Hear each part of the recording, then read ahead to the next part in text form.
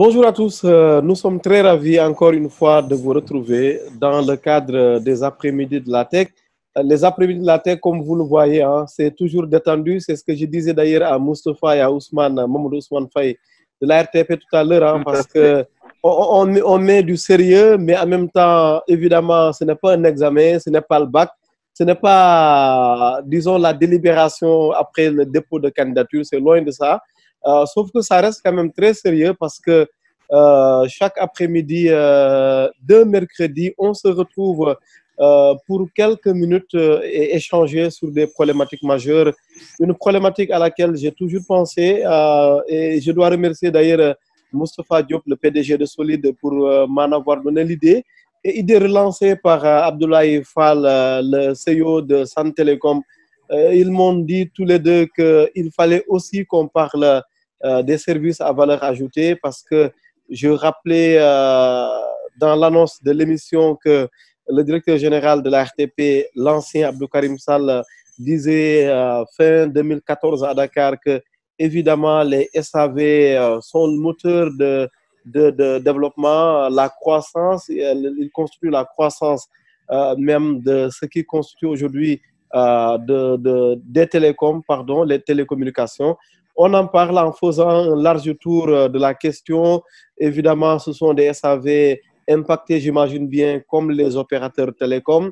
Mais comme les opérateurs télécoms, j'imagine évidemment qu'ils seraient en vente, mais n'étant pas SAV, n'étant même pas un mauvais expert des SAV, Moustapha Diop et Abdoulaye Fall vont en parler. De même, évidemment, que Khadija Kama, que je remercie également, et Mamadou Ousmane Faye de l'ARTP, l'autorité de régulation des télécoms et des postes. Nous allons également parler de régulation, SAV, oui, de régulation. Nous allons parler de régulation, évidemment, de ce sous-secteur des télécoms. SVA, oui. SVA, merci beaucoup. Hein. J'avais sûrement inversé. Hein.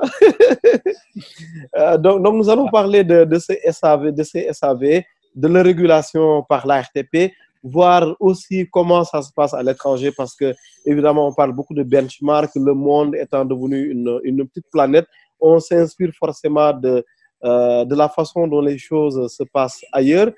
Pour ne pas faire une longue introduction, je suis ravi de recevoir ces quatre principaux acteurs, j'allais dire ces quatre grands noms du secteur des télécoms au Sénégal. Je remercie l'ensemble des acteurs qui soutiennent évidemment ces après-midi de la tech.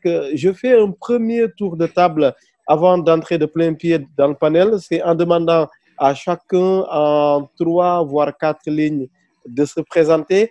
J'imagine bien sûr que Moustapha Diop est le grand aîné de ce panel. Je vais donc démarrer par le PDG de Solid, qui est propriétaire en même temps de la fameuse plateforme que l'on connaît très bien, Musicbee. Moustapha, une première présentation de vous.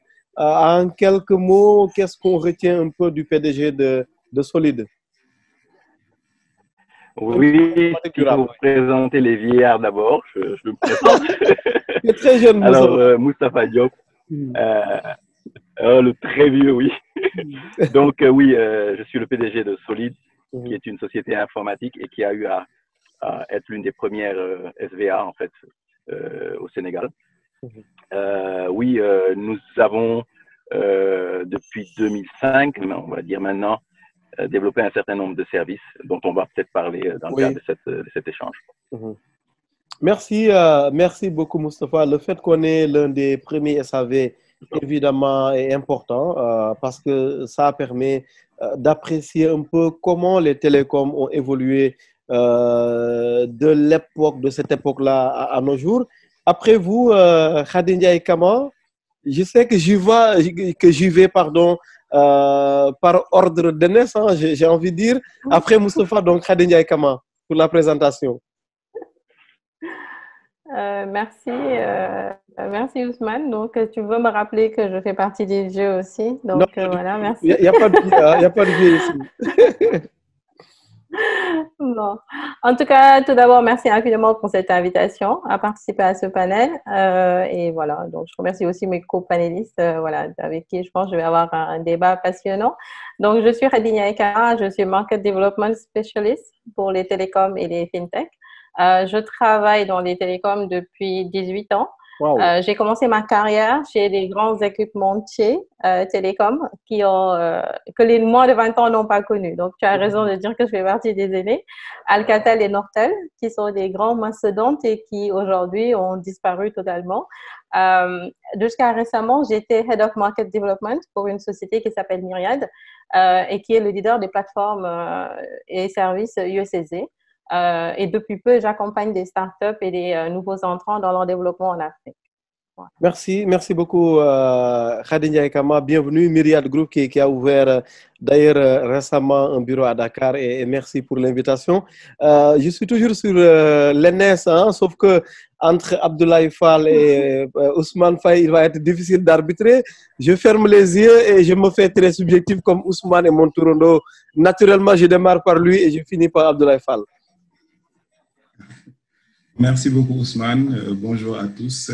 Bonjour à mes chers co-panélistes qui sont des experts qu'on connaît dans le secteur des SVA.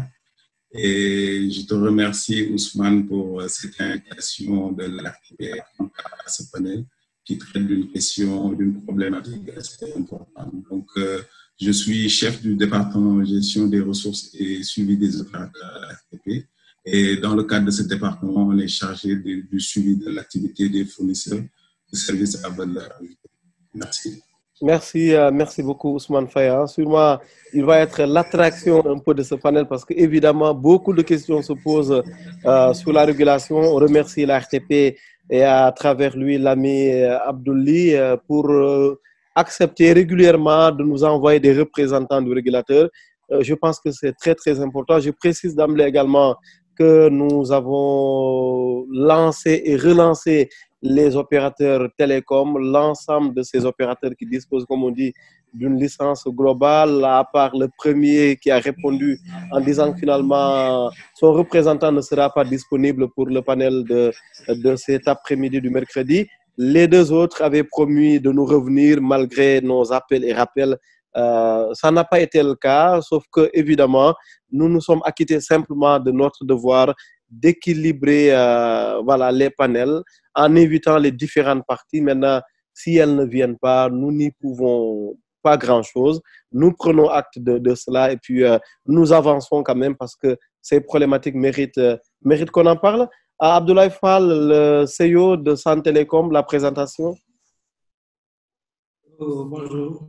Merci beaucoup, Ousmane. Merci encore une fois de nous avoir offert cette belle tribune pour parler des questions aussi essentielles que Abdoulaye Fall, donc, de la société Sun Telecom. Bon, comme son nom l'indique, Sun Telecom est une société qui évolue carrément dans les services à valeur ajoutée, qui travaille avec les opérateurs depuis quelques années, donc dans la fourniture de services à valeur ajoutée. Abdoulaye Fall également, comme aujourd'hui consultant, qui a également participé dans des projets d'audit tarifaire de la plupart des opérateurs de la sous-région. Donc voilà ce que je pouvais dire pour présenter ma modeste personne. Et pour finir, donc en tout cas, je salue M. Diop, donc de Solid, qui est quand même un modèle pour tous les entrepreneurs sénégalais et une grande référence. Mes salutations vont également à l'endroit de Ousmane Faye, qui est quand même, on va dire, pas un promotionnaire, mon ancien d'une année, on a fait la même école. Wow. À Casablanca. Et également à Khadia, pour qui on a énormément de respect. Merci encore une fois, Ousmane. Merci beaucoup, Moustapha. Moustapha, oui, Abdoulaye, je dis bien Moustapha, je fais exprès de me tromper parce que je vais redonner la parole à Moustapha pour entrer un peu dans le vif du sujet, Moustapha. Les SAV à l'époque où Solid se mettait en place et entrer un peu les SAV dans le secteur. C'était comment déjà les services à valeur ajoutée? Voilà, comme ça je ne me tromperai plus. C'était comment à l'époque, Moustapha Diop? Alors, à l'époque des SVA, quand on démarrait, c'était essentiellement des services autour du SMS, qui était vraiment l'aspect le plus important des services qu'on faisait.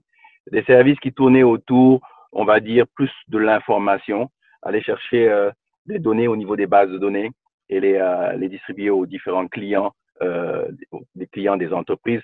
C'était pour l'essentiel travailler autour des structures de microfinance, permettre ce qu'on appelait à l'époque le SMS banking, permettre à ce que justement le client puisse demander une action, demander soit en fait connaître son solde, soit demander un transfert d'un compte à un compte, des choses de ce genre. C'était des choses vraiment assez, on va dire, assez simples qui étaient basées autour en fait du SMS. C'était cela. Il y avait très peu il n'y avait pas l'USSD, bien sûr. L'internet était assez difficilement accessible, assez cher, on va dire. Et donc c'était vraiment le SMS qui connaissait ses bonnes gloires. Oui, mais sauf que tout cela évolue maintenant. Je faisais allusion aux OTT tout à l'heure. Alors, les services à valeur ajoutée de cette époque-là aujourd'hui, ça change quoi si on analyse cette progression en partant un peu des nouvelles réalités induites par les OTT?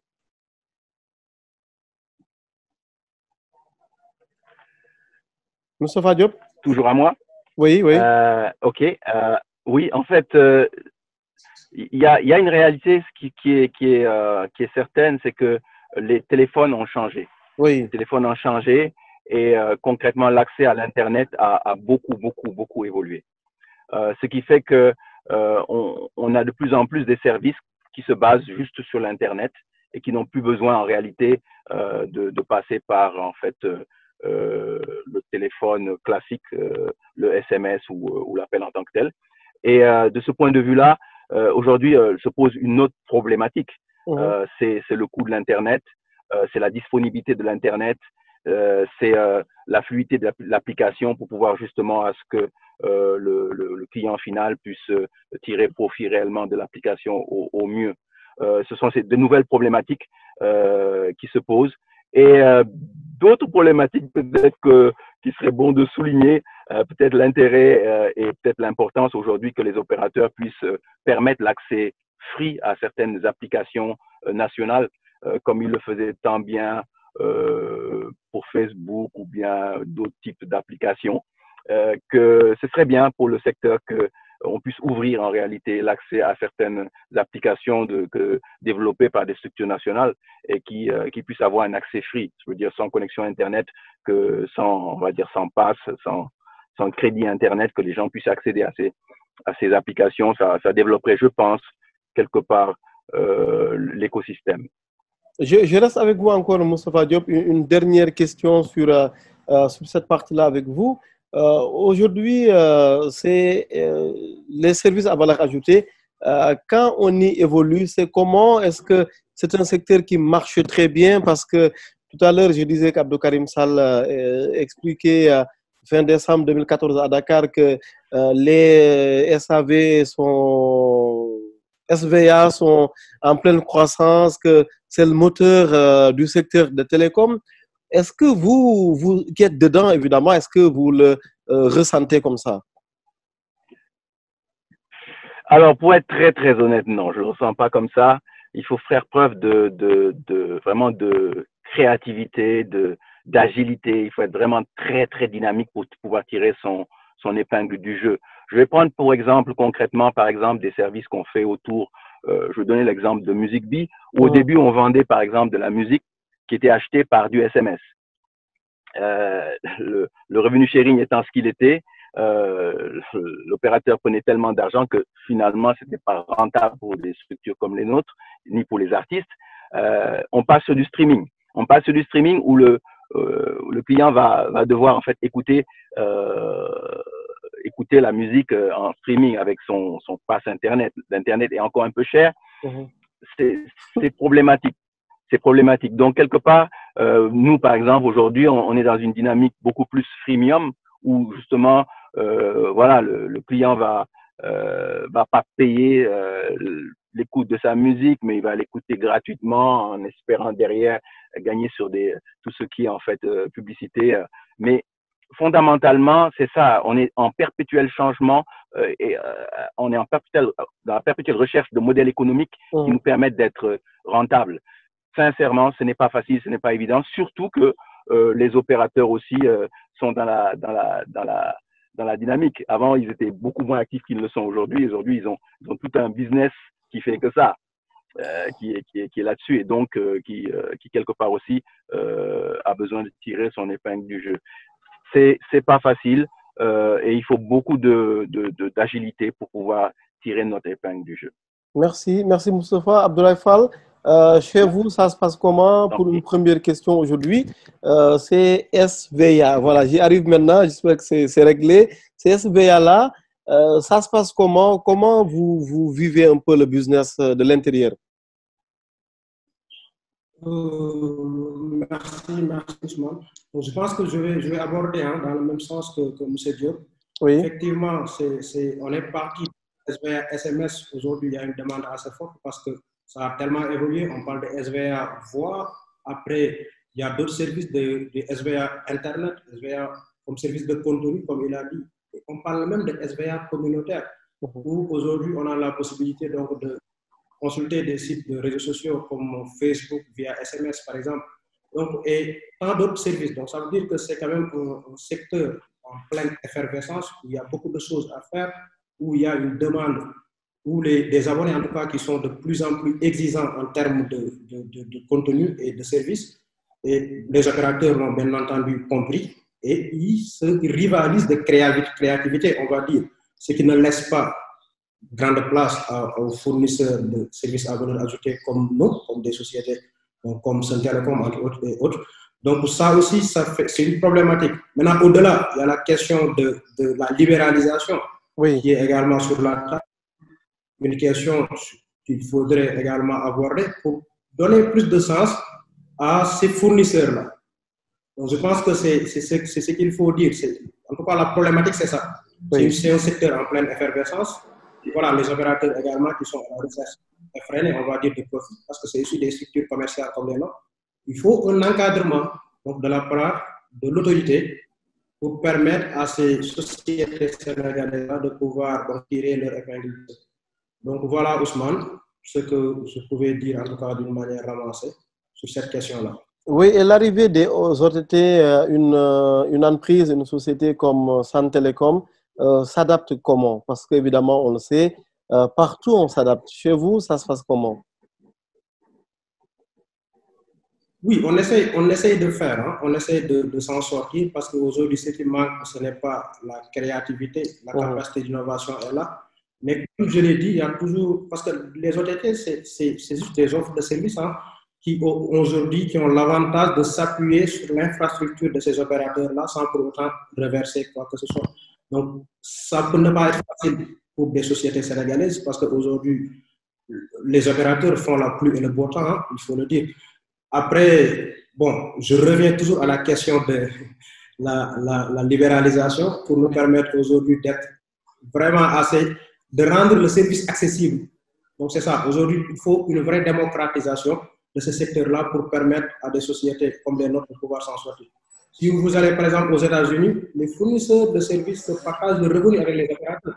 Donc, c'est le niveau, on n'existe pas aujourd'hui le même niveau de libéralisation, mais il faut au moins une accessibilité, que l'information soit accessible et que les infrastructures soient partagées et accessibles à tous. Donc, voilà un peu ce qu'on peut dire par rapport à ça. Merci Abdoulaye, merci Moustapha, Khady Ndiaye Kama et Mamadou Ousmane Faye. J'espère que l'attente n'a pas été trop longue. D'abord, Khady Ndiaye Kama, vous qui arrivez un peu de l'autre côté, comme vous l'avez dit, vous avez travaillé pendant 18 ans pour des équipementiers à l'international. Aujourd'hui, ces services à valeur ajoutée, le marché, vous le voyez comment si vous comparez un peu l'exemple du Sénégal aux exemples des autres pays? Khady qui oublie de réactiver son micro. C'est ça. Voilà, c'est fait. Voilà. Donc voilà, donc je disais, pour moi, ce secteur-là, c'est un secteur qui est encore assez porteur. Il y a encore beaucoup de choses à dire. Donc, je pense qu'on a cité certains types de services qu'on fait aujourd'hui sur les SVA. Mais il y a bien d'autres choses. Donc, quand on fait du ringback tone, par exemple, donc la petite sonnerie d'attente que vous entendez quand vous êtes en train d'appeler quelqu'un, ça, c'est aussi des SVA. Les SMS surtaxés que vous avez aujourd'hui avec les radios, avec les télés où vous appelez, où vous payez l'attente. Tout ça, c'est dans les SVA. Et le mobile banking qui se fait aujourd'hui, le mobile money qui se fait aujourd'hui, c'est aussi considéré comme des SVA. Donc, pour moi, c'est un secteur qui est en train de boomer. Il y a encore énormément de choses à faire. Il y a différents types de SVA. Donc, je pense que tout ce qui est voix, SMS va avoir tendance à décliner. Vu la pénétration des smartphones, vu l'Internet qui va se démocratiser, ils vont peut-être downgrader, on va dire un petit peu, ils vont baisser. Mais d'autres SVA vont prendre la place. Donc, il y a énormément de choses à faire. Et je pense que ce qui pourrait booster l'écosystème, c'est vraiment un accompagnement que l'ARTP veille à ce que tout ce qui est mis en place est respecté. Si je vous donne un exemple, juste ce qui se passe, par exemple, sur la libéralisation de l'USSD, on se rend compte quand même que sur peut-être une centaine de shortcodes qui ont été attribués, il y en a très peu aujourd'hui qui sont actifs. Donc, si en proportion, on prend ceux qui sont actifs, il y en a encore très peu. Et donc, il faudrait se poser la question, qu'est-ce qui se passe? Pourquoi on n'arrive pas à délivrer le service une fois que la réglementation est en place? Donc, ça veut dire qu'il y a peut-être des petits manquements à aller titiller. Et donc, à l'international, si on regarde que ce soit en Afrique de l'Est ou dans le reste de l'Afrique, on voit que c'est des choses, en tout cas, c'est un secteur qui est encore très porteur avec beaucoup de choses qui se font. Les OTT ont leur part belle, évidemment, parce que de toute façon, c'est le seul moyen de pouvoir lancer un service rapidement sans avoir de contraintes de l'opérateur. Donc, aujourd'hui, je pense que la plupart des nouveaux SVA qui se lancent sont plutôt sur ce principe-là d'être OTT plutôt que d'être liés à un service où ils sont dépendants des opérateurs. Merci. Et qu'en est-il des business models également, les modèles économiques? Un regard comparatif? Alors, les modèles économiques. Moi, à mon avis, je trouve le pricing encore assez cher en Afrique francophone, j'aurais tendance à dire. Peut-être parce qu'on essaie de copier peut-être un modèle qui est européen ou ce genre de choses. Et ça nous laisse pas beaucoup de flexibilité. Donc, on va dire que ça laisse la part belle aux grands acteurs qui sont aussi des opérateurs. Et pour les petits acteurs, ils ont un petit peu tendance à avoir du mal à s'en sortir. Donc, je pense que du coup, il faudrait vraiment revoir les choses et les mettre tous sur le même pied d'égalité. Du moment que le MNO, donc l'opérateur télécom, il se met sur on va dire le même pied d'égalité qu'un fournisseur de SVA, il faut que ce soit exactement les mêmes contraintes et que ce soit exactement qu'ils soient sur le même pied d'égalité, c'est-à-dire qu'ils aient les mêmes contraintes réglementaires qui font qu'il y a la concurrence qui puisse jouer. Parce que sinon, de toute façon, ils sont aussi fournisseurs de l'infrastructure. Donc, finalement, ça ne leur coûte pas si cher que ça. Et donc, ils ont tendance à promouvoir plutôt leurs services et à faire mourir les services des concurrents. Merci Khady, merci Moustapha et Abdoulaye. La parole à présent à Mamadou Ousmane Faye. Je disais que c'était la star de ce panel et malgré lui, parce qu'évidemment, beaucoup de questions reviennent un peu vers cette régulation du secteur. Ousmane, peut-être une première réaction à un point commun entre Mamadou, Abdoulaye, Moustapha et Khady, les opérateurs télécoms qui se font opérateurs de télécom et SVA en même temps. Est-ce que, évidemment, ça ne vient pas rompre un certain équilibre, en tout cas idéalement? Merci beaucoup, Ousmane. Donc, tout d'abord, j'aimerais remercier M. Diop, qui est l'un des précurseurs, en tout cas l'un des pionniers du secteur des SVA, et mon jeune ami et frère, qui sont très dynamiques en tout cas et qui accompagnent en tout cas la RTP dans le cadre du suivi et l'encadrement des fournisseurs de services à valeur ajoutée. Donc, ce qu'il faut comprendre, c'est que pour les services à valeur ajoutée, c'est des services qui utilisent aujourd'hui les canaux de communication électronique classiques qui sont fournis par les opérateurs. Donc, c'est les opérateurs qui détiennent l'infrastructure ou bien les ressources qu'utilisent ces fournisseurs de services à valeur ajoutée. Donc, aujourd'hui, ces fournisseurs sont obligés de contracter avec les opérateurs pour pouvoir avoir accès à leur clientèle. Et dans ce cadre, ces fournisseurs devront, disons, contracter avec ces opérateurs. Et donc, c'est des contrats de droit privé entre deux structures.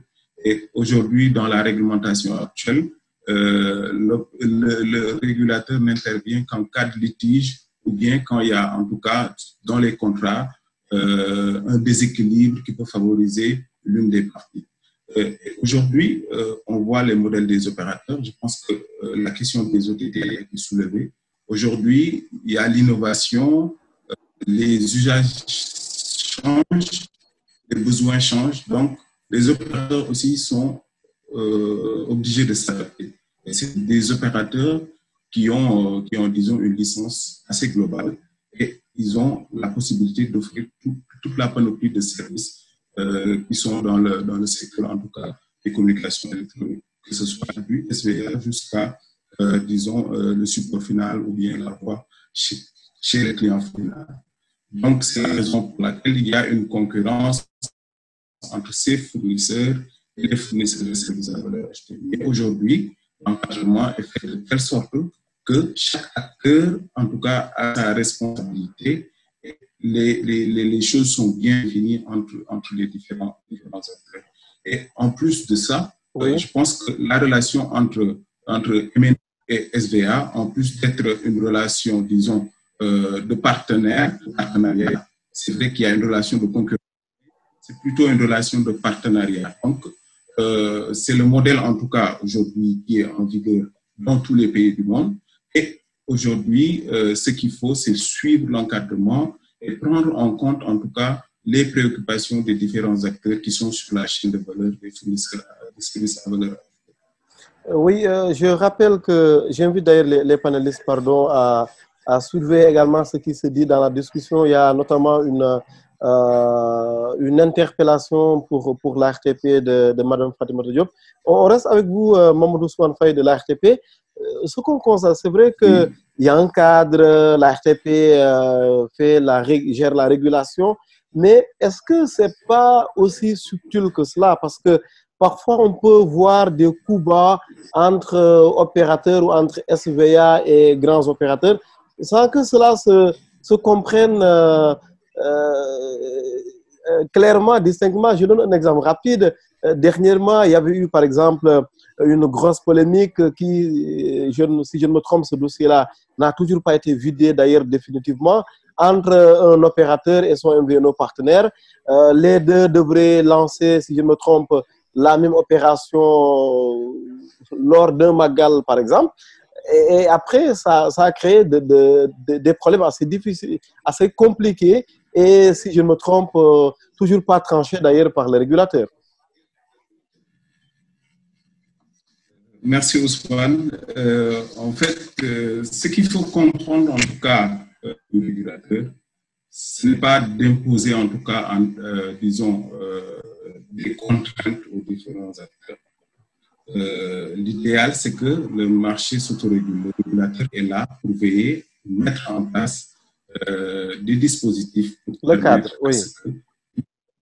Le cadre qui permet à tous les acteurs, en tout cas, de pouvoir trouver leur compte. Maintenant, le régulateur va agir, disons, par la suite, s'il y a des difficultés qui sont en tout cas notées entre les différents acteurs du secteur. Mais juste pour revenir encore sur la partie du revenu sharing qui a été soulevée, aujourd'hui, je pense que avant le pourcentage actuel qui était fait, je pense qu'il y avait les fournisseurs étaient à plus de 90% de part de revenus sur les SMS+, sur certains services. Par la suite, il y a eu quelques contraintes avec les opérateurs qui ont revu ce pourcentage entre eux et les fournisseurs de services à valeur ajoutée. Mais l'ARTP a fait en sorte que ce pourcentage, en tout cas pour l'opérateur qui était dominant et qui avait plus d'abonnés sur son réseau, que ce taux soit fixé à 70% pour le fournisseur. Donc, le fournisseur a plus de 70% des revenus qui sont issus de ces services à valeur ajoutée. Aujourd'hui, la RTP a continué aussi les discussions avec les différents opérateurs. Et aujourd'hui, nous avons trouvé un compromis pour ce revenu sharing à plus de 70% pour les fournisseurs de services à valeur ajoutée. Et juste noter qu'actuellement, je parle sous le contrôle de M. Diop, il y a beaucoup d'initiatives qui sont en train d'être menées par la RTP pour mieux encadrer les fournisseurs de services à valeur ajoutée et leur permettre en tout cas de rentabiliser sur la partie de leur business. Notre volet aussi qui concerne l'innovation, alors ça c'est le rôle aussi du fournisseur de services à valeur ajoutée d'innover et de produire des contenus qui sont adaptés aux besoins des populations locales. Et nous continuons également à accompagner les fournisseurs qui sont présents dans ce volet et ils savent aujourd'hui que la RTP est là et un cadre est en train d'être mis en place pour pouvoir échanger avec tous les acteurs sur les différentes problématiques et leur permettre même de prendre part à la définition en tout cas des différentes mesures qui seront prises dans le cadre de l'encadrement global des fournisseurs de services. Est-ce que les opérateurs peuvent sortir du jeu en tant que partie prenante? On reconnaît évidemment que ce sont d'abord les opérateurs qui permettent cela en partie, mais est-ce qu'ils peuvent sortir du jeu? Autrement dit, ne plus être SAV. Est-ce que ça, c'est envisageable pour le cas du Sénégal, ne serait-ce qu'une meilleure lisibilité du business? Alors aujourd'hui, comme je l'ai dit tout à l'heure, il faut comprendre que les opérateurs ont des licences globales. Et pour avoir accès à ces licences globales, quand même, ils ont déboursé quand même beaucoup d'argent pour avoir, en tout cas, on paye des redevances financières pour avoir accès à ces licences. Aujourd'hui, par exemple, le cas des fournisseurs de services à valeur ajoutée, on a essayé, en tout cas, du point de vue de la réglementation, d'alléger toutes les démarches pour devenir fournisseurs de services à valeur ajoutée. Donc, ils sont simplement soumis au régime de la déclaration au niveau de l'ARTP. Donc, les traitements ne peuvent pas être les mêmes. Mais aujourd'hui aussi, on est dans un contexte de convergence des services. Nous le font tous et c'est dans tous les pays du monde. Dans tous les modèles aussi, on n'a pas vu d'opérateurs à qui on interdisait de faire des services à valeur ajoutée. Donc, ils sont présents sur la chaîne de valeur. Donc, ce qu'il faut s'assurer, c'est que les conditions pour permettre l'accès à leurs ressources aux fournisseurs soient là, soient encadrées, que les fournisseurs puissent trouver leur compte.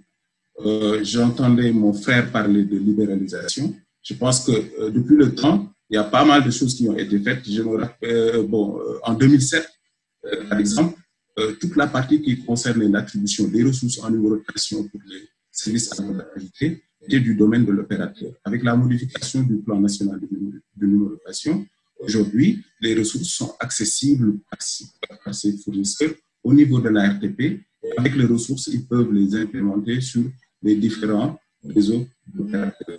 Aujourd'hui, nous avons aussi la libéralisation du code SST. Et d'ailleurs, des baisses ont été faites durant ces 2 années, des baisses drastiques sur le tarif de l'accès à l'USSD. Aujourd'hui, on est passé de 50 francs jusqu'à un palier entre 9 et 5 francs sur l'USSD.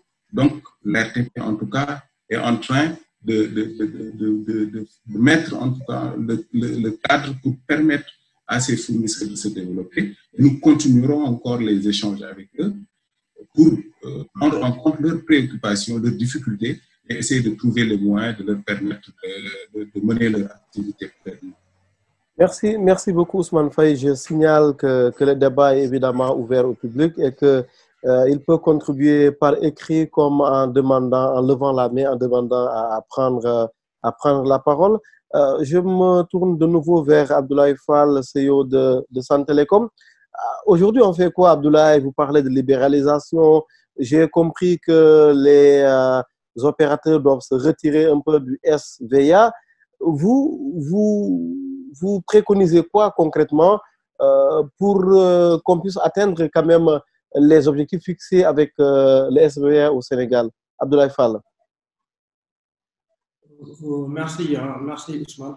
Je pense qu'à ce niveau-là, effectivement, comme l'a dit Faïd Ousmane, il y a des efforts qui sont en train d'être faits au niveau des opérateurs pour effectivement la révision des tarifs sur le série. Ça, c'est déjà un grand pas. On salue déjà ces initiatives-là. Maintenant, on reconnaît également que ce sont des opérateurs qui ont investi lourdement et qui ont leur abonné, effectivement.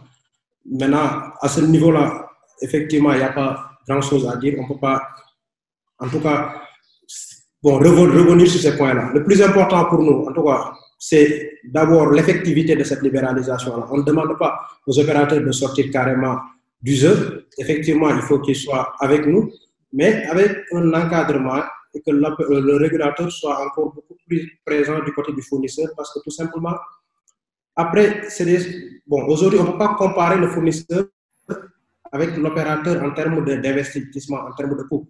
On reconnaît encore, je le répète, que c'est aujourd'hui des abonnés de l'opérateur. Ça, c'est vrai. Maintenant, c'est bien de prendre des mesures, mais après, le plus important, c'est le suivi. C'est de voir aujourd'hui qu'en est-il de l'applicabilité de ces mesures-là. Si on prend, par exemple, le coût de l'USSD, on parle du coût de la session. Donc, ça coûte souvent excessivement cher pour un service. Par exemple, si on prend le cas d'un service de transfert d'argent, si on doit avoir le faible coût, alors que ces coûts-là vont partir sur la session de l'USSD. Finalement, il ne va pas en vouloir la peine. Comme disait tout à l'heure à Khadi, il y a beaucoup de numéros qui ont été attribués, mais derrière, il n'y a pas eu de numéro actif parce que tout simplement, cette question du coût revient, qui ne devient pas intéressant pour celui qui a le numéro. Et de l'autre côté également, en fait, c'est toujours les mêmes problèmes. Ce qu'il faut dire, la réglementation, c'est déjà bien, on salue ces genres d'initiatives, mais qu'en est-il du suivi et qu'en est-il de l'applicabilité? Donc moi, c'est des questions en tout cas qui me tiennent vraiment à cœur et sur lesquelles je tenais vraiment à avoir des réponses et de vraies initiatives puissent être prises pour permettre encore une fois aux fournisseurs de pouvoir être à l'aise dans le service. Merci, merci Abdoulaye. On va redonner la parole tout à l'heure à Mamadou Ousmane Faya sur le suivi et l'applicabilité. Mais on redonne la parole à Moustapha Diop, l'aîné du panel et l'un des aînés, hein, disons l'un des pionniers de ce, non, quand même, de ce SAV au Sénégal. Moustapha, on doit faire quoi exactement? Est-ce que là, à ce niveau, vous avez des propositions concrètes pour quand même qu'on atteigne les objectifs fixés par le Sénégal? Alors, moi, je vais parler comme un Sénégalais. Je vais parler comme un Sénégalais qui défend, qui veut vraiment que les entreprises sénégalaises puissent prospérer et continuer à vivre. Je vais revenir sur le point du revenu sharing. D'abord, je salue en fait toutes les initiatives et bon, les actions qui ont été faites par la RTP, qui sont vraiment louables.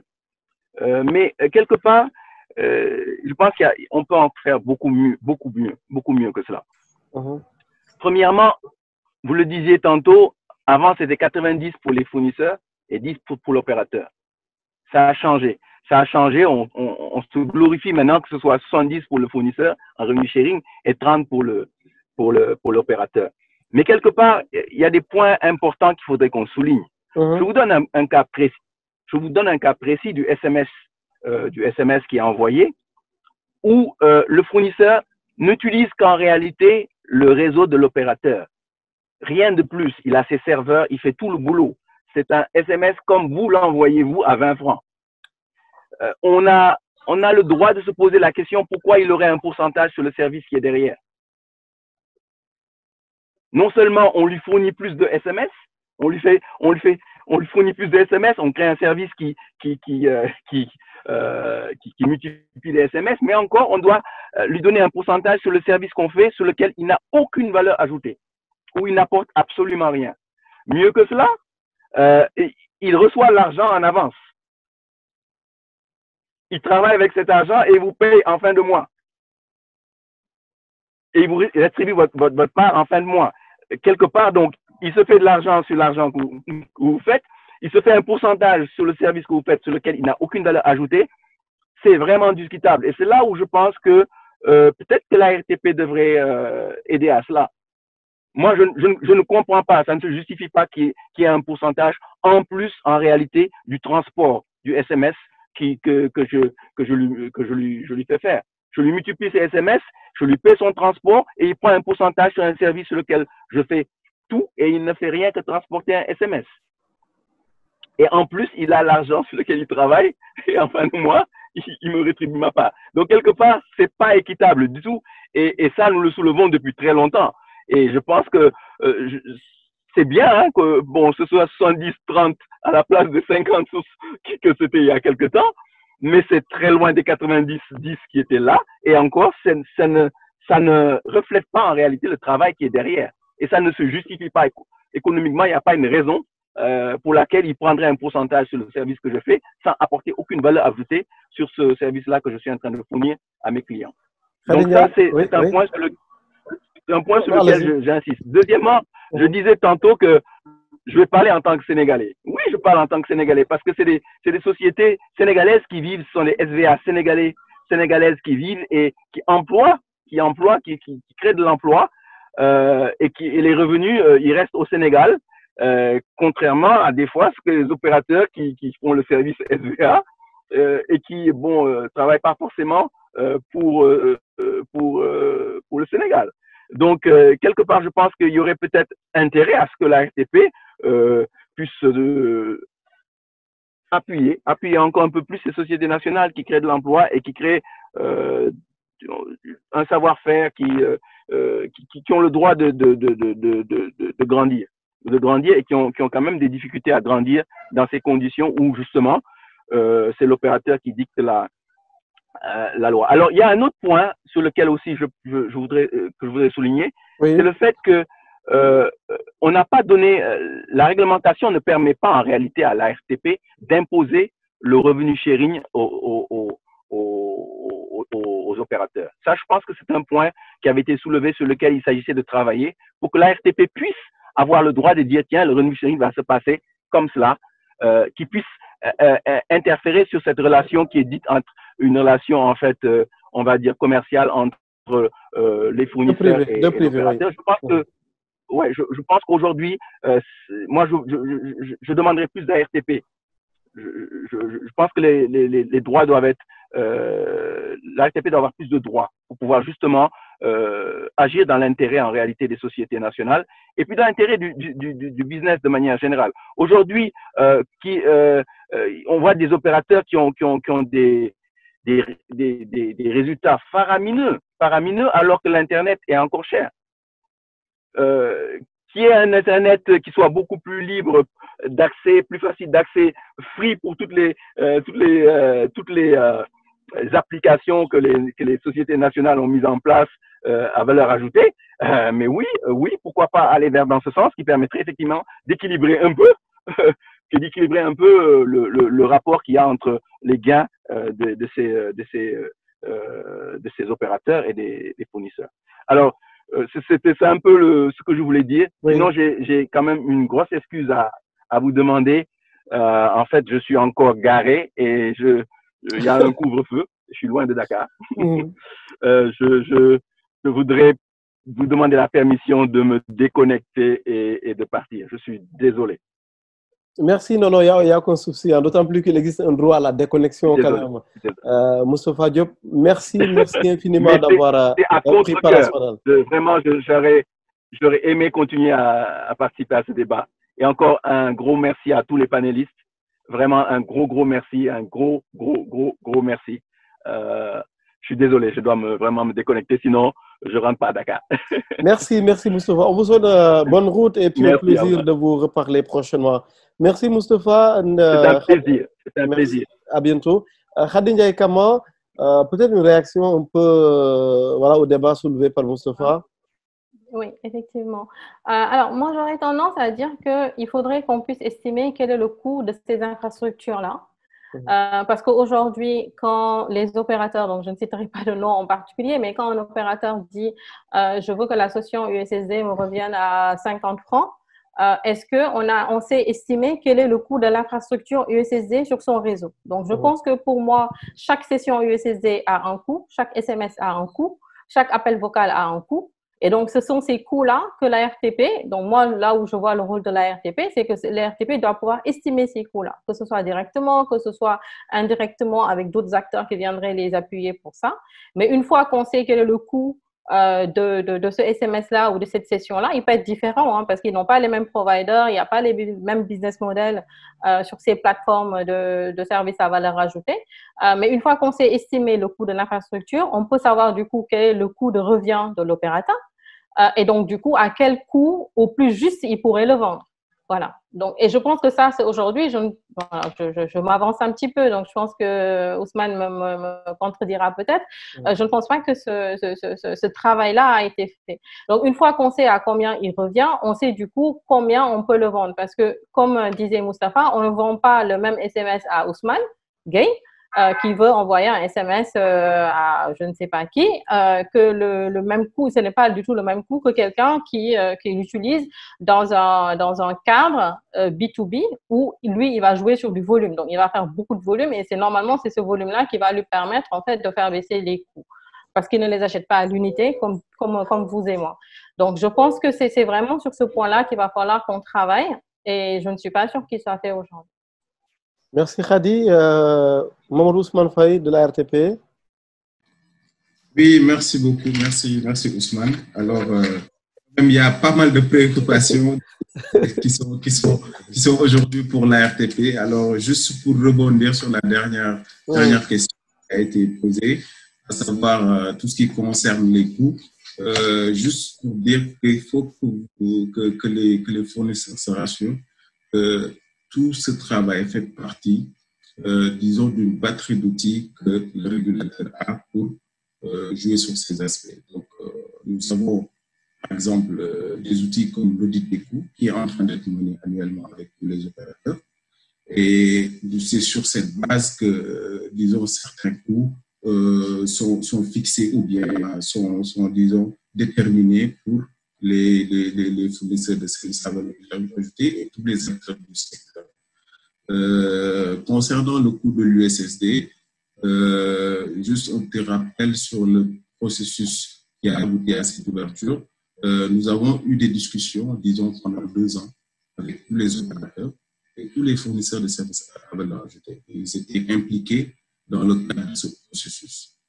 Et au début du lancement, certes, il y avait des difficultés, mais les opérateurs, les fournisseurs de services à valeur ajoutée ont été, disons, consultés dans le cadre de cette ouverture et tous les travaux qui ont été faits avec ces derniers.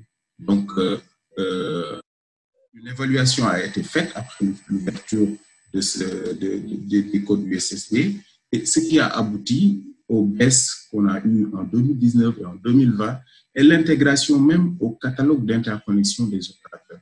Donc, sur le coût de l'USSD, vraiment, en Afrique, on fait partie, en Afrique de l'Ouest, disons, on fait partie quand même aujourd'hui des régulateurs ou bien des pays qui ont les coûts les plus bas sur l'USSD.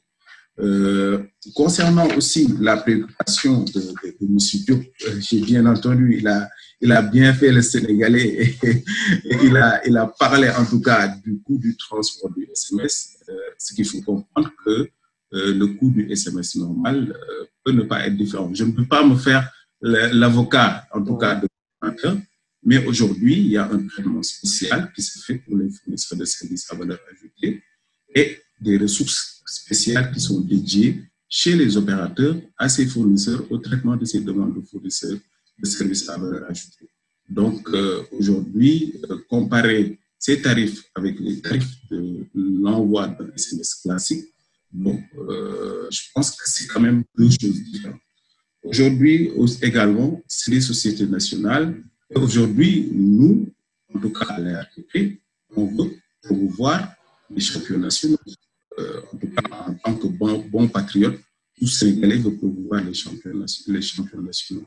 Mais aujourd'hui, il faut savoir qu'il y a une réglementation, un cadre qui est en place. Et l'RTP est chargé de l'application de cette réglementation. Et cette réglementation, quand même, est définie, malgré ces aspects de la réglementation, quand même, aujourd'hui, la RTP fait beaucoup d'efforts et en tout cas essaie disons, d'inclure dans les prises de décision tous les fournisseurs de services à valeur ajoutée. Et c'est dans ce cadre qu'on a mis en place, par décision, un cadre de concertation sur les services à valeur ajoutée avec les plus grands acteurs des services à valeur ajoutée, avec également les opérateurs de telco, les banques et tous les acteurs qui sont en tout cas dans cet écosystème.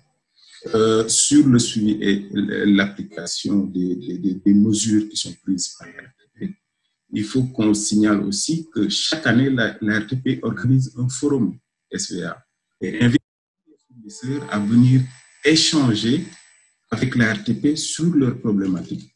Et ce forum, en tout cas,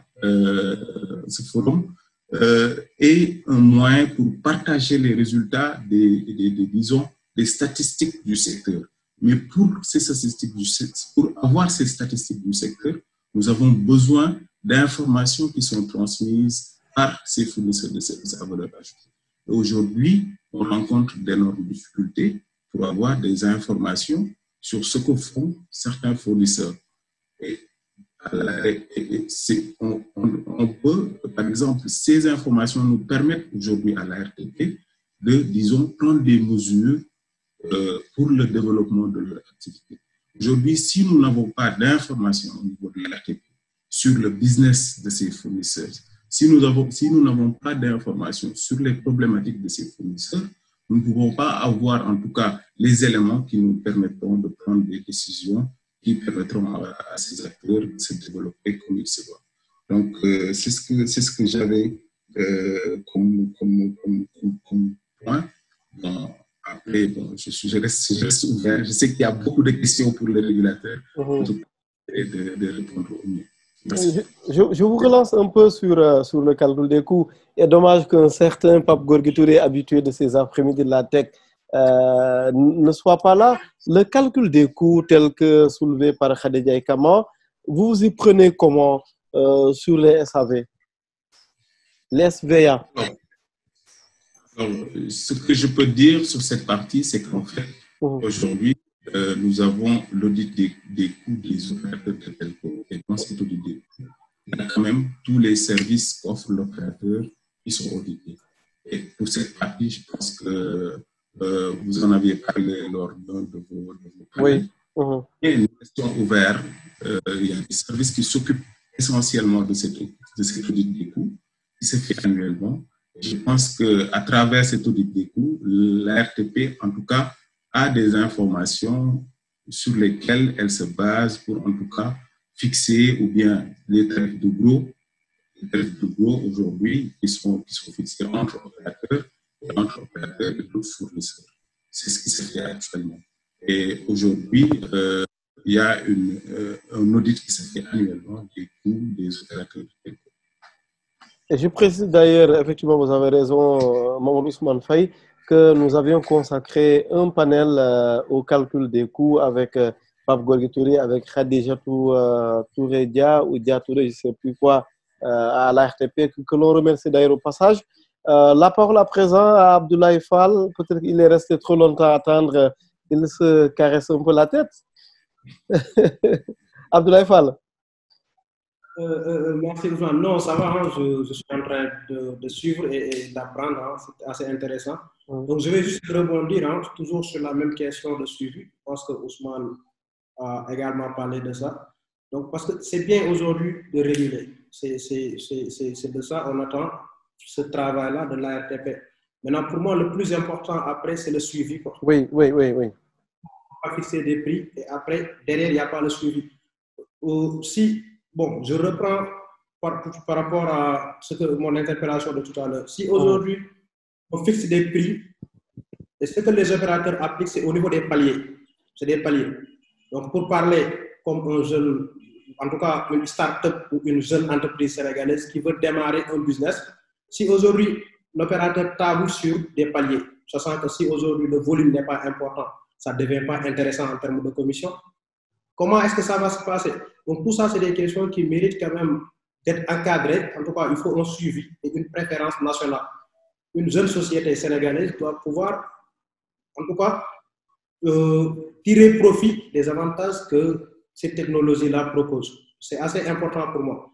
Donc, il y a des startups, on parle de l'environnement, de l'écosystème numérique, on fait trop de bruit dans ça. Mais en réalité, ces sociétés-là ont peu de sens d'exercer et de s'en sortir dans ce milieu-là pour la réglementation. Donc, effectivement, il y a beaucoup d'efforts qui sont en train d'être faits. Ça, on salue et on reconnaît. Mais il faut un suivi et un accompagnement rapproché pour savoir ce qui se fait sur le terrain, comment ces mesures-là sont appliquées et quel est le retour, en tout cas, régulé sur la base en mesurant. Donc, comme disait Pape Golipré, il a l'habitude de dire ça, on ne régule pas par bench, mais on régule par mesure. Donc, en tout cas, se basant sur les statistiques réelles. On mesure et on régule. Donc, voilà encore ce que, sur ce point-là, donc j'insiste encore une fois, le suivi me semble assez important donc, pour pouvoir en tout cas permettre à tout le monde donc, de bénéficier d'une certaine démocratisation donc, de l'accès à ces ressources-là et à ces technologies-là. Donc voilà. Oui, Mamadou Ousmane Faye qui apporte peut-être quelques assurances avant de repasser la parole à Khady Ndiaye Kama. Ousmane, merci de réactiver le micro. Voilà. Oui, merci Ousmane. Oui, en fait, c'est pour rassurer mon ami, mon frère, que en fait, toutes ces mesures sont déjà, en tout cas, nous, dans le cadre de notre activité que nous menons tous les jours, nous faisons un suivi de ces fournisseurs de services à valeur ajoutée. Et aussi, notre porte est ouverte. Si vous avez des préoccupations, n'hésitez pas à saisir l'autorité parce qu'on est là pour ça. N'hésitez pas à saisir l'autorité par tous les moyens possibles. Même me contacter directement ou envoyer un courrier officiel à la nous allons prendre en charge vos préoccupations. Nous sommes ouverts en tout cas et ce suivi est en train d'être fait pour rassurer mon ami que ce suivi est en train d'être mené au niveau de la RTP. Et encore, nous allons aller plus loin parce que nous allons en tout cas essayer de mieux encadrer cette activité. Et aujourd'hui, il y a beaucoup de projets qui sont mis en œuvre au niveau de la RTP. Juste noter que c'est dans le cadre de la prise en compte des préoccupations des fournisseurs de services à valeur ajoutée que nous avons lancé une étude et mis en place une stratégie de développement de ces fournisseurs de services à valeur ajoutée. Et cette stratégie a été partagée lors du forum de 2019 avec tous les acteurs de l'écosystème. Et un plan d'action est adossé à cette stratégie qui vise l'encadrement global de tous les acteurs et leur offrir des meilleures conditions d'accès aux infrastructures de l'opérateur. Donc, c'est des questions qui sont bien prises en compte, qui sont bien notées et bien prises en compte au niveau du régulateur. Merci, Khady Ndiaye Kama. Vous aurez été régulateur aujourd'hui. Vous aurez pris quelles mesures pour renforcer ces SVA? Alors, quelle mesure? C'est une bonne question. Donc, je suis pas du côté du régulateur. Mais en tout cas, moi, la chose que je vois, c'est que si aujourd'hui, pour moi, en fait, l'écosystème, il n'est pas vraiment aidé. Voilà, l'écosystème n'est pas aidé. Donc, si je donne juste un exemple de ce que je vois qui se fait ailleurs, on a par exemple une société comme Twilio. Donc, je ne sais pas si vous la connaissez. C'est une start-up américaine qui permet d'acheter des SMS et d'envoyer des SMS partout dans le monde. Donc, on n'a pas besoin de faire grand-chose. On est sur son PC. On a besoin d'envoyer X SMS en Tanzanie depuis le Sénégal. On se coloque sur Twilio. On achète un bundle. Et leur API est très simple. Donc, ils ont vraiment misé sur zéro complexité et technique pour pouvoir l'envoyer. Aujourd'hui, si je veux faire la même chose en passant par les opérateurs locaux, c'est extrêmement compliqué. Donc, je pense que, comme on a dit, la régulation, elle est là, elle est en place. Mais pour moi, les opérateurs ne jouent pas le jeu, en fait. Ils y mettent vraiment beaucoup de mauvaise volonté, ils y mettent beaucoup de complexité, qui fait qu'aujourd'hui, tout est très compliqué. Donc, si Twilio peut le faire à un tarif défiant toute concurrence, c'est qu'ils arrivent, eux, à négocier avec les opérateurs directement. Donc, si eux arrivent à négocier avec les opérateurs des prix très intéressants, pourquoi les gens qui sont en local n'arrivent pas à le faire? Donc, si on n'aide pas non plus l'écosystème à éclore, ce qui va se passer, c'est que ce sont ces startups internationales-là qui vont finir en fait par prendre toutes les parts de marché sur ces secteurs-là. Et je pense que c'est là que c'est important aussi que la RTP joue son rôle pour pouvoir aussi protéger ces acteurs locaux-là. Comme ils ont dit tout à l'heure, ils font vivre tout un écosystème. Ils ont des employés dans le pays. Un Twilio qui fait ça, lui, il est basé à San Francisco. Il n'a personne au Sénégal. Et moi, je vois des entreprises sénégalaises aujourd'hui qui passent par Twilio pour envoyer des SMS. Donc, je pense que c'est quand même une question qu'on doit se poser. Oui, Ousmane Faye, mais avant, évidemment, Abdoulaye Fall. Oui, bon, je pense que c'est ça, hein, Ousmane. Le constat est unanime pour l'ensemble des acteurs de l'écosystème. Donc, ce que nous réclamons, c'est plus d'encadrement et plus d'assistance. Je l'ai dit tout à l'heure, je vais parler de préférence nationale. Aujourd'hui, même, on peut parler de services à valeur ajoutée, hein, mais ce qui se passe au niveau des opérateurs, on le sait, c'est peut-être les étrangers qui ont souvent même, bon, ça, je ne vais pas peut-être trop insister sur ce point-là, mais il faut en tout cas qu'il ait un accompagnement et une préférence nationale. Parce que ce qui se fait dans les autres pays peut bel et bien se faire au Sénégal. Ce qui manque, ce n'est pas les ressources, ce n'est pas les compétences. Il faut juste que ces sociétés-là soient accompagnées et encadrées comme les autres États ou les régulateurs le font pour leurs sociétés nationales. Donc, je pense que c'est là où on doit, en tout cas, encore une fois, insister, et c'est là où on attend beaucoup donc, de la RTP. C'est bien que c'est des opérateurs qui sont des structures commerciales, qui ont beaucoup investi, ça on est d'accord, mais il faut encore une fois que ces sociétés-là puissent, en tout cas, tirer beaucoup d'avantages sur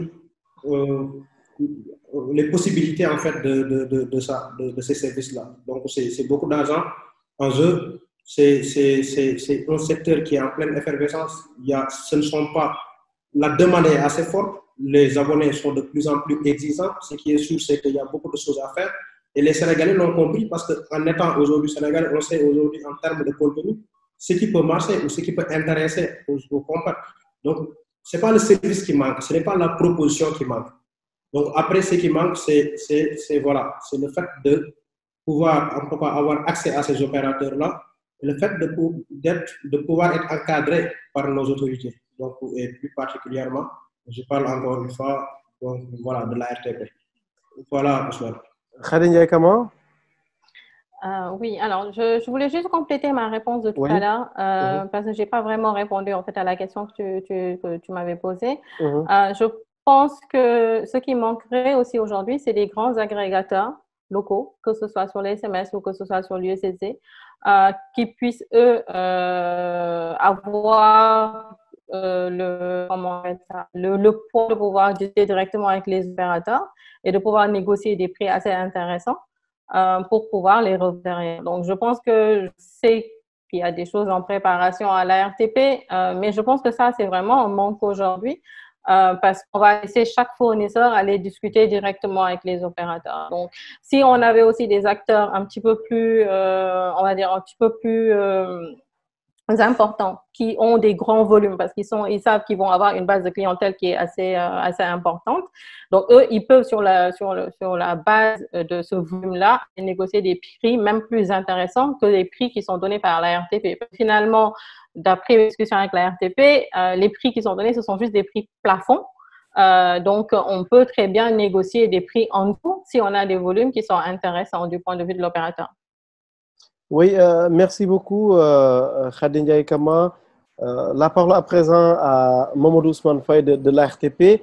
Je ferai un partage d'écran tout à l'heure, Pape Nene Ndiaye dans le panel, dans la discussion, qui se demande si l'ARTP ne serait pas un peu dépassée par les opérateurs. Autrement dit, si le régulateur a les moyens nécessaires pour contrôler tout cela.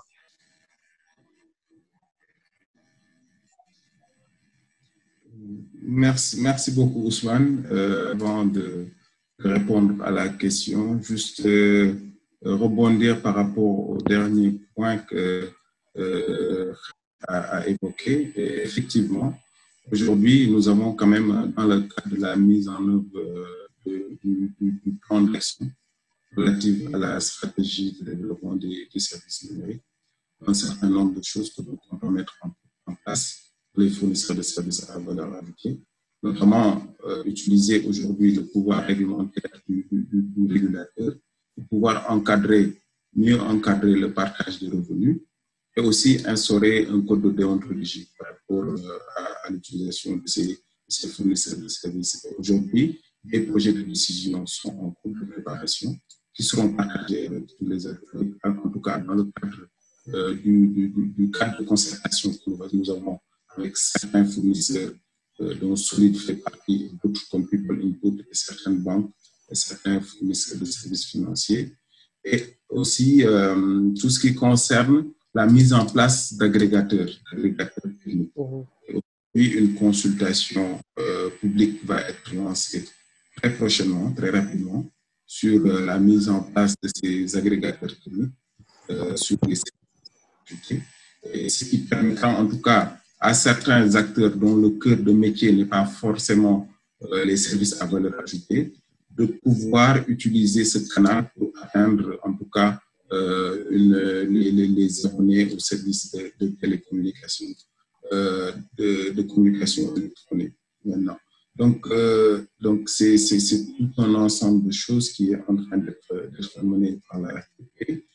Et aujourd'hui, nous savons tous que l'innovation, elle avance plus vite que la réglementation. Donc aujourd'hui, il y a l'innovation qui est là et puis la réglementation suit après. Parce que ce qu'il faut éviter, c'est que de mettre en place disons, des dispositions qui vont peut-être freiner l'innovation ou bien contraindre certains acteurs à ne pas aller vers l'utilisation, en tout cas, des services à valeur ajoutée. Donc, le rôle du régulateur, c'est de suivre le marché et de s'adapter en fonction des besoins des acteurs.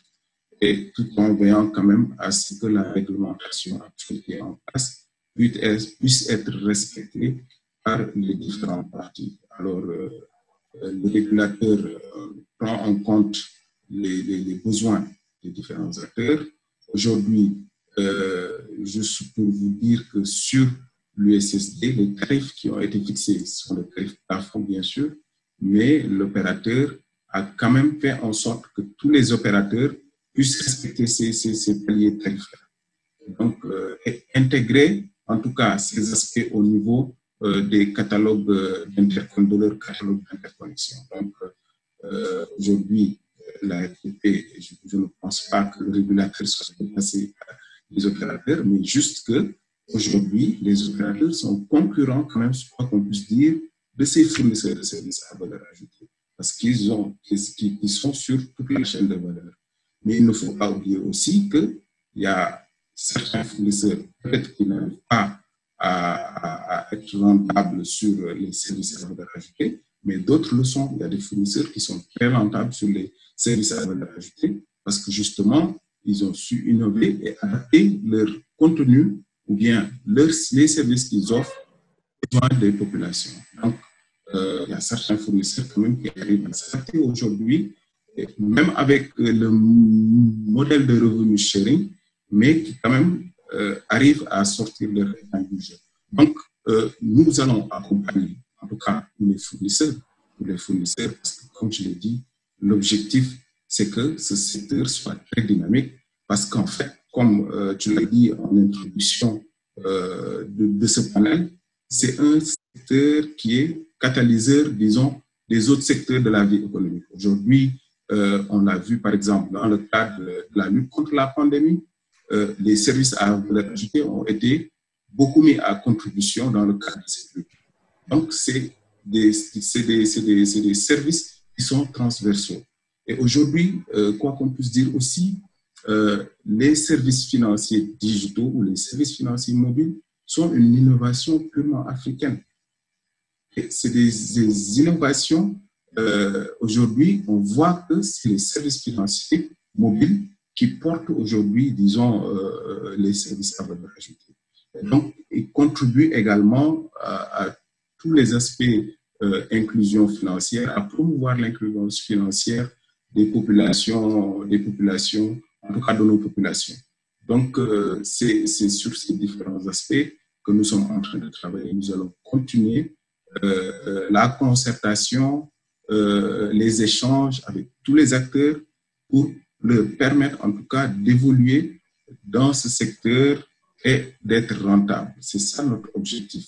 Donc, aujourd'hui, nous allons continuer les échanges et continuer aussi les échanges avec les opérateurs parce qu'aujourd'hui, on est en train aussi de travailler sur des projets de décision pour mieux encadrer cette activité. Donc, j'aimerais rassurer en tout cas les fournisseurs de services à valeur ajoutée que leurs préoccupations sont bien prises en compte et d'ici peu, vous verrez en tout cas un certain nombre de mesures que la RTP prendra pour leur permettre en tout cas de mieux mener leur activité. Merci beaucoup Ousmane Faye. Abdoulaye Fall, on est sur les dernières minutes de ce panel, hein, je le rappelle. Abdoulaye Fall, CEO de San Télécom. Oui, bon, je pense que on est, bon, je dirais, plus ou moins rassuré pour du discours de Faye qui se défend en tout cas bien et qui nous, voilà, on attend maintenant ces genres de mesures-là qui, je le répète, hein, devraient nous permettre en tout cas d'être beaucoup plus à l'aise dans la fourniture de services, dans le sharing, ça c'est vrai, donc ça je confirme que des efforts ont été faits. Maintenant, surtout dans également la réglementation, il faut que la réglementation soit encore une fois de rigueur pour permettre à ces fournisseurs-là d'être à un niveau assez élevé. Parce que quand même, je le répète, ce n'est pas la capacité d'innovation qui manque, ce ne sont pas les compétences ni les ressources humaines qui manquent. Donc, ce qui reste à faire, c'est tout simplement d'avoir une préférence sur le plan national, de créer de vrais champions, quoi. Parce qu'aujourd'hui, tout ce qu'il faut est là, est déjà là. En tout cas, les ingrédients. Voilà. San Télécom n'est pas un champion? Non, on aspire à devenir champion. Peut-être on le deviendra avec l'aide de Khadi et Ousmane Ba. Oui. Voilà, oui. Oui, d'ailleurs, une petite présentation de San Télécom s'impose à ce stade un peu de la discussion, Abdoulaye Fall. Rapidement, c'est quoi? Ça offre quel type de service SVA? Oui, hein, bon, côté SVA, c'est ça. Donc, c'est des offres qui sont en perpétuelle mutation parce qu'aujourd'hui, on a démarré avec des services de contenu. Donc, en quelle année? Démarrage en quelle année? La société en 2013. Hein. Ah, d'accord.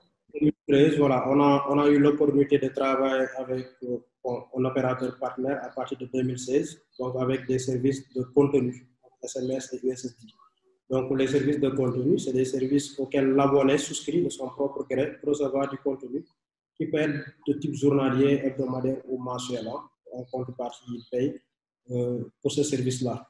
Donc, ça, c'est révolu. Hein. Aujourd'hui, on tend vers d'autres types de services SVA, même si la demande est encore là côté SMS, parce que le contenu, on parle de guerre de contenu, parce que le contenu, il y a toujours une demande de contenu qu'il faut voir dans différents secteurs.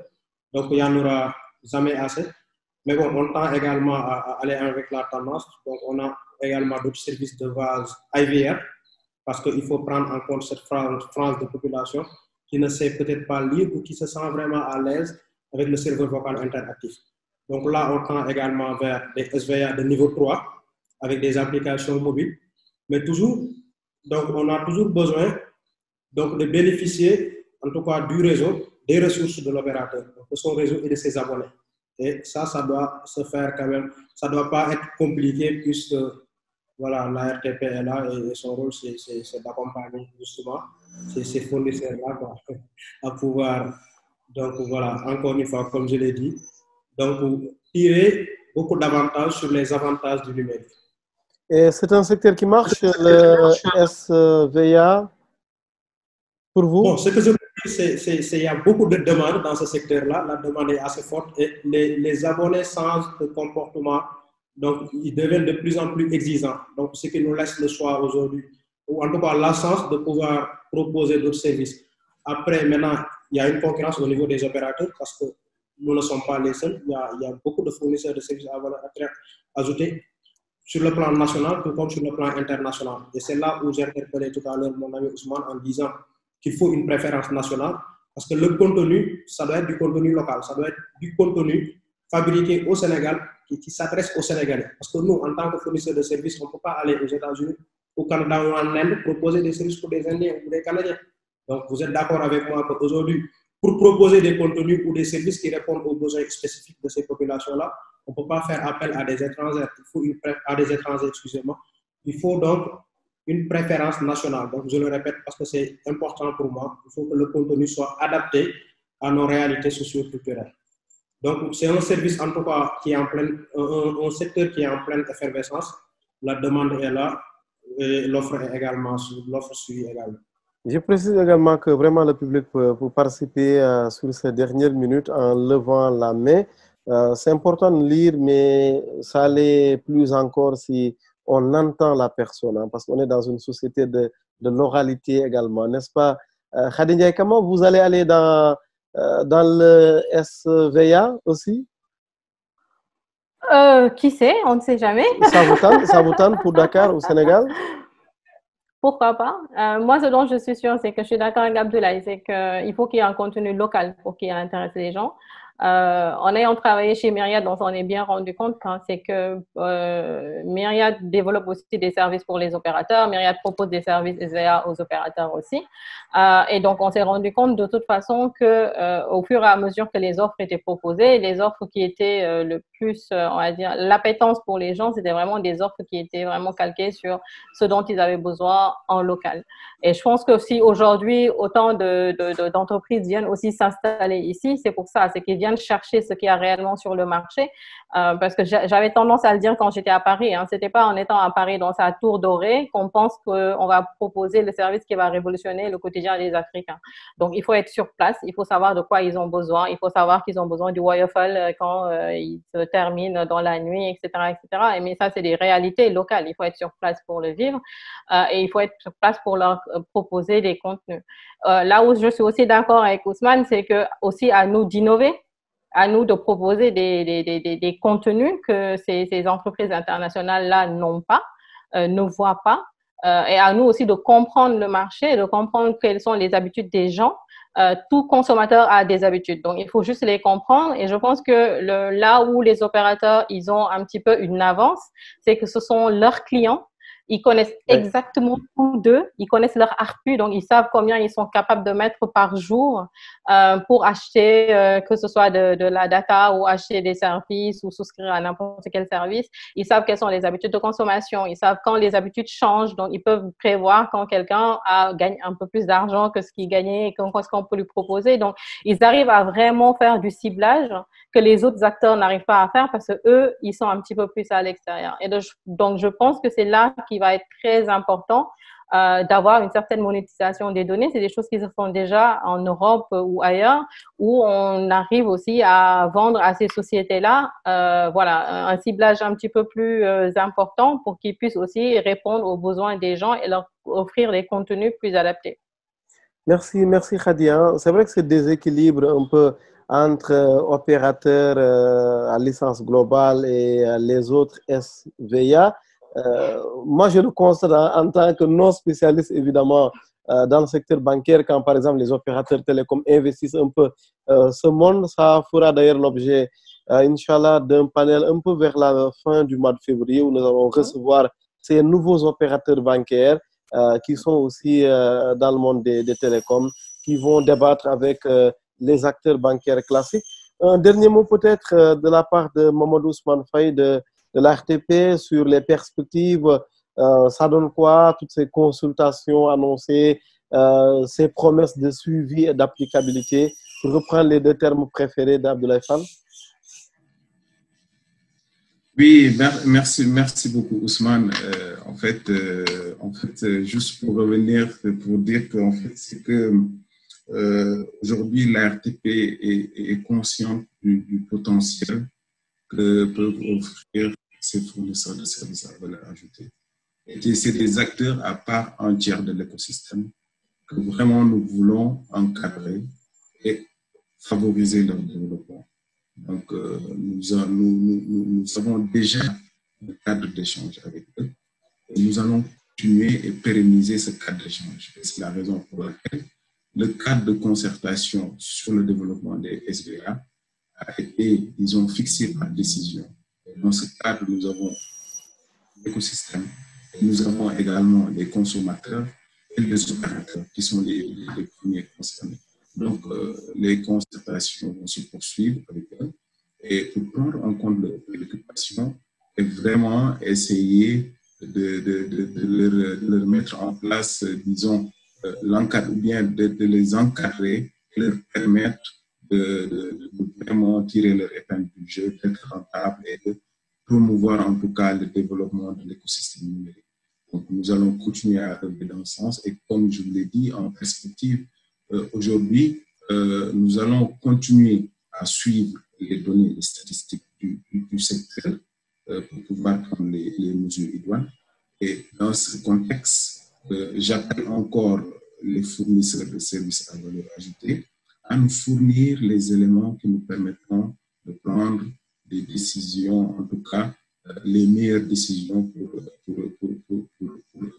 et dans ce cadre, je pense que bientôt nous allons contacter en tout cas tous les fournisseurs qui sont déclarés au niveau de la RTP à travers un questionnaire pour recueillir en tout cas les informations de leur activité de l'année 2020. Nous allons aussi mettre en place un certain nombre de décisions, revoir le cadre réglementaire actuellement qui date de 2013, le cadre réglementaire sur les services à valeur ajoutée, qui date de 2013, qui sera mis à jour en fonction aussi des observations ou bien des remontées de tous ces fournisseurs de services à valeur ajoutée.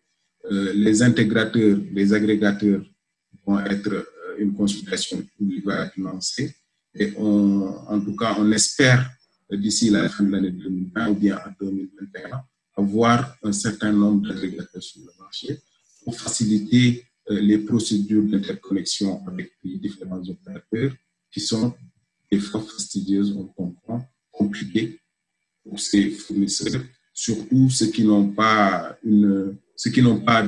sont pas dans le métier et qui veulent juste utiliser les canaux pour pouvoir accéder aux populations. Donc, nous allons continuer à travailler avec eux. La stratégie qui est déjà là, lancée, va être mise en œuvre avec toujours les acteurs, tous les acteurs concernés des SVA, et nous continuerons les échanges et la porte de la RTP est ouverte à tous les acteurs. Ils peuvent nous saisir à n'importe quel moment, sur n'importe quel sujet. En tout cas, on verra à leur apporter des réponses et à les accompagner à trouver des solutions à toutes les difficultés qu'ils rencontrent. Je pense que ça fait une belle conclusion. Abdoulaye Fall, peut-être un tout dernier mot?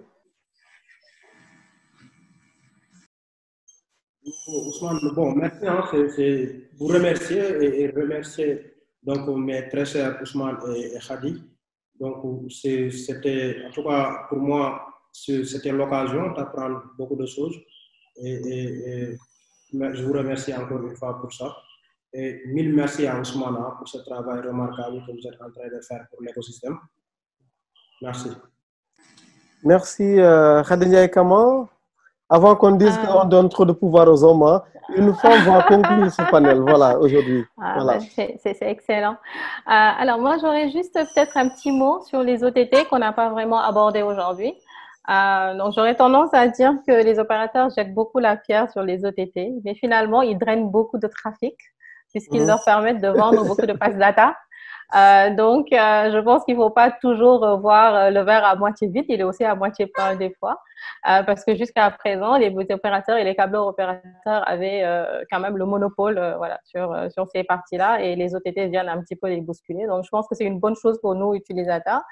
Je pense que dans le futur, ce qu'on va avoir émerger, c'est une nouvelle vague d'OTT. Donc, aujourd'hui, on parle des services financiers, mais il faut savoir que c'est aussi des services à valeur ajoutée, même si on n'en a pas beaucoup parlé. Et que ces services à valeur ajoutée, là, aujourd'hui, depuis très longtemps, sont en train de travailler et sont en train de mettre en place une formidable infrastructure.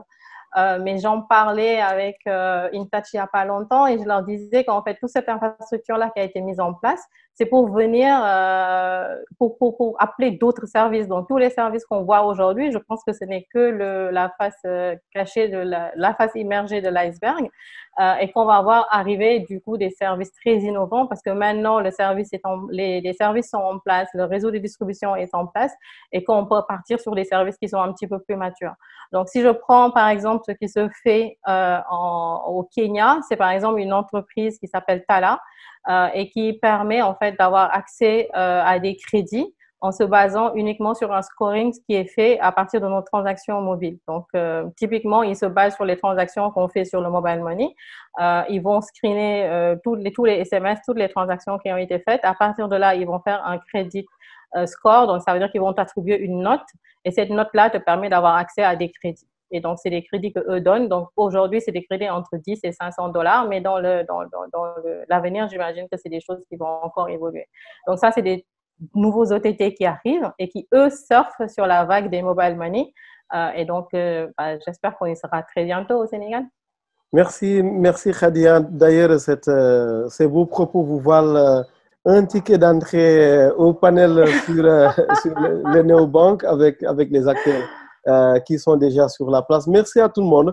C'était vraiment un plaisir. Merci à vous. Je me suis cassé la tête à coordonner tout cela, à m'arracher les cheveux pour avoir la présence de mon ami et Tourundo Mamadou Ousmane Faye de la RTP, le cas un peu d'Abdoulaye Fall, qui a été moins difficile quand même que Mamadou Ousmane Faye et puis Khady Ndiaye Kama, la sœur et amie qui est également de l'autre côté, qui éclaire toujours nos analyses avec ses pertinentes contributions. J'aimerais dire merci, un merci chaleureux à chacun d'entre vous parce que le mérite, c'est vous. Moi, je me charge simplement de coordonner, de réunir l'ensemble des acteurs, en tous les cas l'essentiel, sur un plateau pour échanger régulièrement sur les grosses problématiques qui touchent à notre secteur. Merci à vous, chers panélistes.